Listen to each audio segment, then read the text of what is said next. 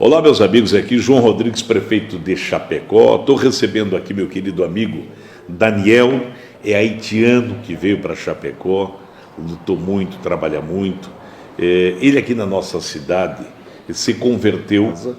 Quantos fiéis você tem na sua igreja hoje, Daniel? Na minha igreja hoje nós temos mais de 200 fiéis. 200 fiéis que são haitianos que frequentam a sua igreja. Isso. O Daniel montou a igreja em Chapecó e já está com uma igreja no Haiti também, Daniel? No Haiti também, isso. É uma ou duas no Haiti? Duas igrejas no Haiti. Duas no Haiti. Duas igrejas. E o Daniel é muito organizado, ele formou a Associação dos Haitianos aqui de Chapecó. São aproximadamente 8 mil haitianos em Chapecó hoje. Aproximadamente, isso mesmo. Então, o objetivo dessa entidade é apoiar os seus conterrâneos que moram aqui em Chapecó. Parabéns pelo trabalho, viu, Daniel? Parabéns. Muito obrigado, João. Que nem você falou, hoje construímos uma sala, né, específica para atender os migrantes haitianos, né, uma cidade que os migrantes haitianos procuram aqui em Santa Catarina para poder mudar a sua vida.